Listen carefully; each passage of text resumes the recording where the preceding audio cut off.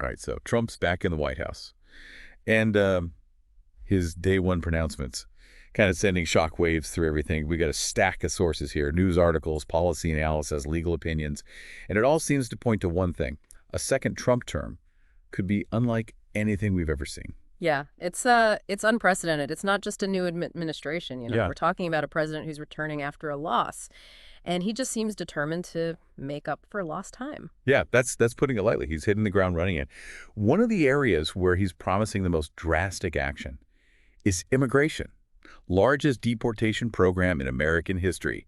That's his place. Not just any deportation program, but one that starts immediately. Day one, he's talking about using the military, declaring a national emergency, even mentioning the Alien Enemies Act. It's a law from 1798. That allows for the detention and deportation of non-citizens from enemy nations during wartime. Whoa, the Alien Enemies Act. Is he thinking about declaring Mexico an enemy of the state? That just seems extreme. How would that even work, rounding up millions of people? Yeah, it's a question a lot of legal experts are grappling with. They're raising serious doubts about whether that law could even be applied in this context. The Constitution, legal precedents, those still matter, even for a president who's known for pushing the boundaries. Okay, so maybe not mass roundups, but he's still aiming to deport millions. How would something like that even be possible? Logistically speaking, it sounds like a nightmare. It would be a massive undertaking. To put it into perspective, the highest number of annual removals we've ever seen happened back in 2013 under the Obama administration. And that was just over 400,000 people. Trump is talking over 11 million. The cost, the resources, the potential for human rights violations, it's pretty staggering. Absolutely. And we're not just talking about numbers here. We're talking about real people, families, communities. The human impact of a policy like this would be immense. It's definitely a major piece of his day one agenda. What else is he looking to shake up right out of the gate? Well, there's been a lot of talk about pardons. Specifically, pardons for those convicted for their involvement in the January 6th Capitol attack. The people he's called unbelievable patriots. Yeah, he's consistently maintained that he would pardon them if he was reelected. And he does have the authority to do so, at least for those convicted of federal crimes. I can imagine that's going to be a highly controversial move. Without a doubt, it sends a clear message about his priorities and his willingness to overturn legal judgments he disagrees with. Speaking of overturning things, wasn't dismantling the deep state a big part of his campaign? It was. He sees a lot of career civil servants as obstacles to his agenda. He wants to reshape the government, and he's not afraid to shake things up to get there. So how's he planning on tackling that? Schedule F, that's the term that keeps coming up. It's a policy that would remove civil service protections for thousands of federal employees, making them essentially fireable at will. Hold on, so he could just fire anyone who disagrees with him? That seems like it would open the door to some serious problems. It would be a significant shift in the way the federal government operates. Critics are arguing it would politicize entire agencies, replacing experienced civil servants with those loyal to Trump, potentially undermining the effectiveness and impartiality of the government as a whole.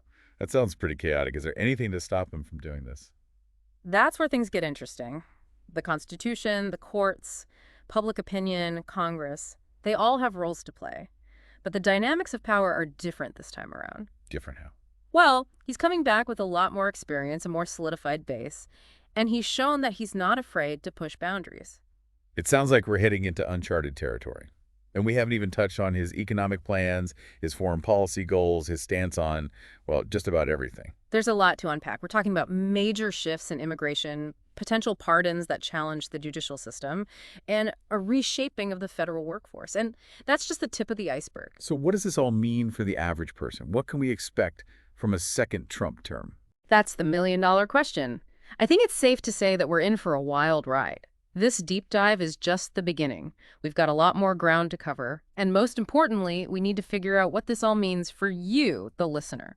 We're going to dig into the legal challenges, the potential pushback from Congress, the role of the media, and most importantly, what all of this means for the future of our democracy. Because this is a deep dive into what a second Trump term could look like. And what it could mean for all of us. It's fascinating. Trump's return, it's not just about policy changes. It's about a fundamental shift in the balance of power. We're seeing a president who's already tested the limits of his authority, and now he's back with a vengeance. Yeah, it's almost like he's saying, I'm back, and this time I'm playing for keeps. Yeah, that's a good analogy. He's not afraid to challenge the status quo, and that includes the institutions that are meant to keep presidential power in check. Like Congress. They have the ability to pass laws, block appointments, even impeach a president. They do. But it's not as straightforward as it might seem. We have to remember that Trump has a stronghold on the Republican Party. He's reshaped it in his image, and that makes it much harder for Congress to act as an effective check on his power. So you're saying we probably won't see much resistance from Republicans in Congress? At least not initially. There might be some dissent on specific issues, but overall, Republicans are going to be hesitant to challenge Trump directly. What about the Democrats? They're the minority party now. Yeah. But they still have some tools at their disposal, right? Absolutely. They can use their platform to raise public awareness, hold hearings, investigate the administration, make noise, and try to rally opposition to Trump's agenda. But they can't actually stop him. Their ability to block legislation or appointments is limited. Now that they're in the minority, they can slow things down, but they can't stop them completely. So if Congress isn't a reliable check on his power, what is? Well, the courts. The courts could be a significant obstacle for Trump. They've blocked some of his actions in the past, like the travel ban from Muslim-majority countries. And they could do the same thing again. If he starts taking really extreme actions, like declaring martial law or invoking the Insurrection Act. Those are both extreme scenarios, but, they're not outside the realm of possibility with Trump. And if he were to go down that path, the courts would almost certainly step in. I'm curious, though. What exactly are those acts? Could he really just declare martial law in the U.S.? And what does the Insurrection Act even do? Martial law is a very extreme measure. It's typically reserved for times of war or major civil unrest. It essentially replaces civilian rule with military authority, the Insurrection Act. That allows the president to deploy federal troops domestically to suppress insurrections or rebellions. So not something he could just casually invoke. No, there are legal and constitutional constraints on both of those powers. And even if he tried to use them, there's no guarantee that the military would comply. So it's not as simple as snapping his fingers and sending troops into a city to enforce his will. No, it's not that simple. But the fact that he's even flirting with these ideas, I think it's a sign of his authoritarian tendencies, his willingness to consider extreme measures to achieve his goals. And let's not forget about his plans to reshape the federal bureaucracy. This whole Schedule F thing, firing thousands of civil servants and replacing them with loyalists, that doesn't sound good. It's a recipe for disruption, that's for sure. The courts could potentially intervene here as well, as there are legal questions about whether he can actually implement Schedule F without congressional approval. And even if he can do it legally, wouldn't it just cripple the government? Think about all the experience and expertise that would be lost. It would be a significant blow to the functioning of the federal government. It would create chaos, inefficiency, and it would further politicize the bureaucracy, making it less about serving the public and more about serving the president's agenda. So we've got Congress, the courts. Are there any other potential checks on his power? Well, public opinion. Public opinion is a powerful force in a democracy. And Trump has never been particularly popular. He lost the popular vote both times he ran for president. You'd think that would matter to him. But he doesn't seem fazed by low approval ratings. He's shown a remarkable ability to weather scandals and controversies that would have sunk other politicians. He seems to be betting that he can maintain the support of his base and ignore the rest. So he might not care if the majority of Americans disapprove of his actions. He's proven time and again that he's more concerned with the approval of his base than the approval of the country as a whole. It's a pretty cynical approach to governing, isn't it? It is, and it raises some very uncomfortable questions about the state of American democracy. So what does this all mean for us? For the average person who's just trying to live their life and make sense of all this? That's the question we all need to be asking ourselves. We're in uncharted territory here. We've never seen a president like Trump, and we don't know how this is going to play out. It's scary, honestly. It feels like the things we always took for granted, the rule of law, the peaceful transfer of power, the very foundations of our democracy, they're suddenly up for grabs. It's a wake-up call. It's a reminder that democracy is fragile, that it requires constant vigilance and active participation. So we can't just sit back and hope for the best. No, we can't. This is a time for action, for engagement, for speaking out against injustice. What can we do? I mean, it's easy to feel powerless when you're up against a president who seems determined to do whatever he wants. It's true that it can feel overwhelming. But there are things we can do. We can support organizations that are fighting to protect democracy and civil rights. We can contact our elected officials, even if they're from the other party. We can engage in civil discourse with people who have different viewpoints. And we can stay informed, educate ourselves about the issues, and refuse to be complacent. So it's about being active citizens, not just passive observers. Exactly. The future of American democracy depends on the actions of engaged citizens. And those actions can take many forms, from voting to protesting to simply having those difficult conversations with friends and family. Okay, so we've talked about the potential checks on Trump's power, Congress, the courts, public opinion, citizen engagement. But it's clear that he's coming into his second term with a very specific agenda. And some of those plans are pretty radical. That's right. And I think it's worth highlighting a few of them just to give listeners a sense of what we might be in for. Let's start with immigration. He's already said that he's going to ramp up deportations, target sanctuary cities, and basically do everything he can to restrict immigration. Yes. And he's likely to have a lot more success this time around. He's got a team in place that's very ideologically aligned with him on immigration. And they've had 4 years to plan and strategize. And they've learned from their mistakes. They know what worked and what didn't work during his first term. Exactly. So I think we can expect a much more efficient and aggressive approach to immigration enforcement.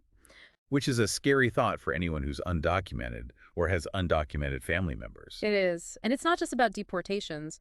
He's also talked about making it harder for people to seek asylum, restricting legal immigration, basically making it as difficult as possible for anyone who's not already a citizen to come to the U.S. And that fits into his broader nationalist agenda, right? Absolutely. He's made it very clear that he sees America as a country that needs to be protected from outsiders, whether they're immigrants, refugees, or even foreign countries that he sees as threats. So immigration is going to be a huge issue. What about the economy? He's already hinted that he's going to bring back tariffs, cut taxes for the wealthy, basically double down on the policies that he pursued in his first term. Yeah, and those policies had mixed results at best. The tax cuts mostly benefited corporations and wealthy individuals, while the tariffs led to higher prices for consumers and hurt American businesses. But his supporters loved it, right? They saw it as him standing up for American workers and businesses. That's true, and I think he's betting that he can repeat that success in his second term. He's going to argue that his policies are the only way to bring back jobs, boost the economy, and make America great again. Even if it means alienating our allies and starting trade wars. That seems to be the risk he's willing to take. He's always been more focused on short-term gains than on long-term consequences. So it sounds like we're in for a very turbulent 4 years. I think that's a safe bet. Trump is a very unpredictable and disruptive force in American politics. And with the second term and fewer constraints, he's likely to be even more so. So we've got immigration, the economy, foreign policy, all major areas where Trump is likely to make big changes. But there's one other area that I think is worth mentioning, and that's his attacks on democratic norms and institutions. That's a crucial point. Trump has repeatedly shown a disregard for the rule of law, the independence of the judiciary, the freedom of the press, and other fundamental principles of American democracy. And those attacks are likely to intensify in his second term. I'm afraid so. He's already hinted that he's going to use his power to punish his enemies, silence his critics, and basically consolidate his control over the government. That's a chilling thought. It sounds like he's trying to create an authoritarian regime. I wouldn't go that far. But it's clear that he's not a traditional American president. He doesn't respect the norms and conventions that have guided presidents for centuries, and he's willing to use his power in ways that are unprecedented and potentially dangerous. So where does that leave us? What can we do to protect our democracy from these attacks? That's a question that I think every American needs to be asking themselves right now. It's going to require vigilance, engagement, and a willingness to stand up for our values. So it's not just about Trump, it's about all of us. Exactly. The future of American democracy depends on the actions of engaged citizens. And those actions can take many forms, from voting to protesting to simply having those difficult conversations with friends and family. It's about recognizing that we all have a role to play in protecting our democracy. And that it's a responsibility that we can't shirk. We have to be willing to stand up for what we believe in, even when it's difficult. So we've talked about the potential checks on Trump's power, his agenda for his second term, and the threat that he poses to American democracy. What does all this mean for you, the listener? What can you do to navigate this uncertain and potentially dangerous political landscape. We've spent a lot of time talking about the threats.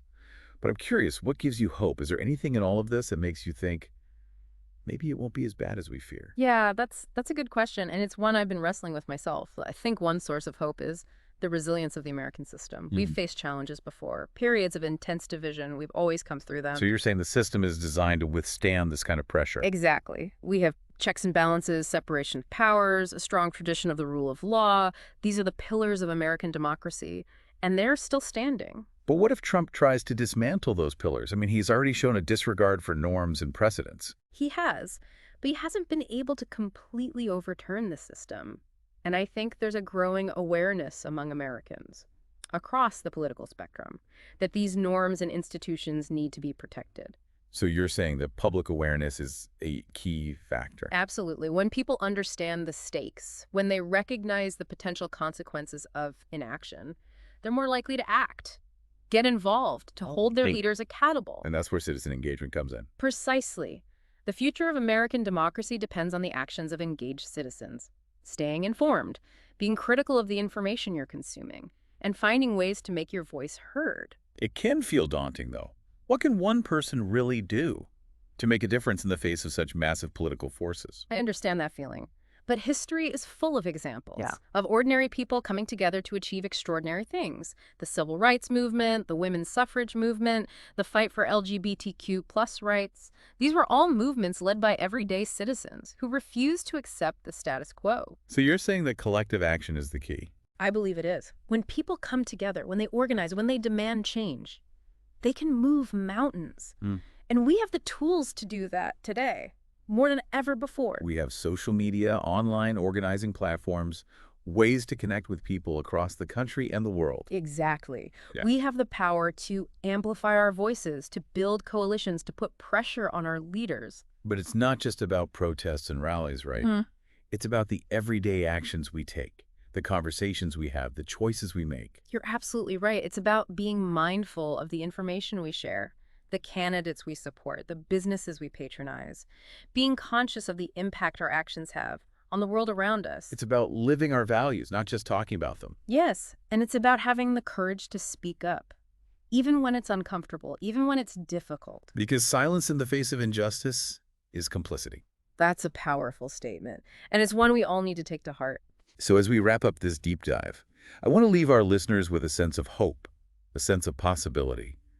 Yes, we're facing a challenging moment. Yes, there are real threats to our democracy. But the future is not predetermined. It's not set in stone. We have the power to shape it, to bend the arc of history towards justice, towards equality, towards a more perfect union. And that power lies in each and every one of us. It does. We are the guardians of our democracy, and the time to act is now. So to our listeners out there, we've given you a lot to think about. We've explored the potential challenges, the potential threats, but also the potential for hope, the potential for change. We've equipped you with the knowledge, the insights, the tools to navigate this complex and uncertain political landscape. Now it's up to you to decide what you're going to do with this information. Will you be a passive observer or an active participant in shaping the future of our nation? The choice is yours, but remember this: the future of American democracy depends on the choices that we make today. Stay informed, stay engaged, and never, ever give up hope. And on that note, we'll leave you to ponder those big questions. Until next time, keep diving deep